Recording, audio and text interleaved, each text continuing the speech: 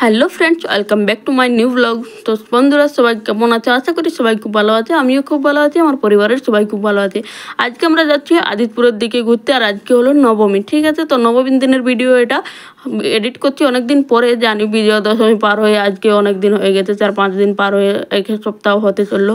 তো এডিট করতে করতে একটু লেট হচ্ছে, কারণ আমি ভাবছিলাম ভিডিওগুলো তো সেরকম ব্লগের মতো করে নিই, কারণ গিয়েছিলাম ঘুরতে, শুধু একটু স্মৃতি হিসাবে নিয়েছিলাম, তাই আমি ছাড়বো কি ছাড়বো না সেইভাবেই করা হয়নি।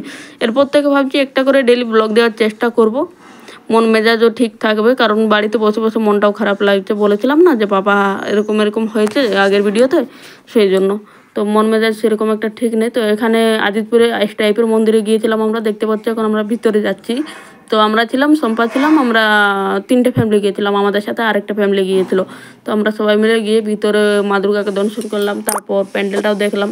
মা দুর্গা ঠাকুরটা কিন্তু খুবই সুন্দর ছিল। আর এই জায়গাটার নাম আমার একদমই মনে পড়ছে না। তোমরা যদি কেউ বলে থাকো কেউ যদি গিয়ে থাকো অবশ্যই কমেন্ট করে জানাও। আর আমার ছেলে তো আগেই চলে গেছে, আমার ছেলে আর আমার হাজব্যান্ড, ওরা দুজন। কারণ আমার ছেলেকে আমি ধরিনি, আমি এই ভিড়ের মধ্যে বাচ্চা সামলাতে পারি না, বিশেষ করে আমার ছেলের মতো যদি বাচ্চা হয়। কারণ আমার ছেলে এত দুর্দান্ত, মানে শান্তিতে থাকবে না, এদিক ওদিক দেখবে, দৌড়ে পালিয়ে দেবে। ওকে মানে আমার পক্ষে সামলানোটা খুবই মুশকিল, আমি পারি না সব জায়গায় সামলাতে ওকে।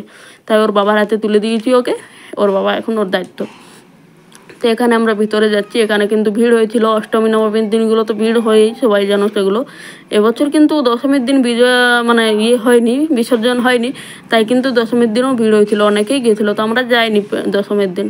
তো এখানে আমরা ভিতরে যাচ্ছি। এখানে সম্ভবত আন্দামান নিকোবরের থিমটা হয়েছিল, সবাই বলছিল ভিডিওতে, নিউজে এইসবে বলছিল যে এটা নাকি আন্দামান নিকোবরের থিম, আদিবাসীদের, সাঁওতালদের। তো অবশ্যই কেমন লাগছে তোমরা কমেন্ট করে জানাবে। আর কে কে গিয়েছো জায়গাটার নাম আমাকে কমেন্ট করে বলো, আমি ভুলে গেছি, আমার মনে নেই। আমার সাথে সম্পাও গিয়েছিলো, যদি সম্পা তুমি দেখছো অবশ্যই কমেন্ট করে জানাও এই জায়গাটার নাম কি, আমার মনে নেই, তোমার মনে থাকলে বলে দিও।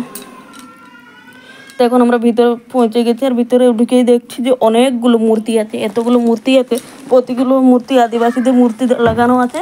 আর সবুজ, ব্লু, বেগুনি এই কালারগুলো দেওয়া আছে, তো আলাদাই লাগছে। ভিতরে কিন্তু গা থমথমে ভাব লাগছে, মানে একটা আলাদা রকম থিম আসছে, মানে থিমটা আলাদা রকম, সেই জন্য মনটাই চেঞ্জ হয়ে গেছে ভিতরে ঢুকে। এখন আমরা যাচ্ছি ওপরে সিঁড়ি দিয়ে, তারপর প্যান্ডেলে প্রবেশ করব। প্যান্ডেলে গিয়ে মা দুর্গাকে দর্শন করে বেরিয়ে পড়বো এখান থেকে, সোজা ঘর চলে যাব।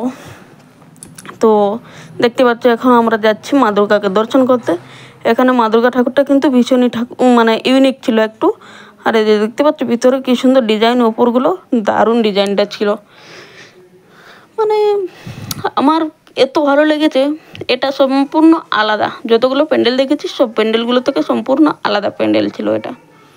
তো এখানে মা দুর্গাকে দর্শন করে নিচ্ছি। এখানে ঠাকুরটা কিন্তু যে দেখেছো অবশ্যই কমেন্ট করে বলবে কার কার ইউনিক লেগেছে। আমার কিন্তু অনেকটাই ইউনিক লেগেছে, একদম আলাদা রকম ছিল, একদম অন্যরকম। এরকম মা দুর্গা অন্য কোথাও ছিল না, এই যে দেখতে পাচ্ছ কোথাও ছিল না। তো বন্ধুরা, এখানে কিন্তু মা দুর্গাকে দর্শন করা, প্রণাম করা সবই হয়ে গেছে। তারপর ওইখান থেকে প্যান্ডেল থেকে বাইরের দিকটা নিচ্ছিলাম ক্লিকটা। তো দেখতে পাচ্ছ খুব সুন্দর লাগছে এখানে। তো চলো টাটা, বাই বাই, দেখা হচ্ছে নেক্সট ব্লগে। তো তখন সবাই ভালো থাকো, সুস্থ থাকো।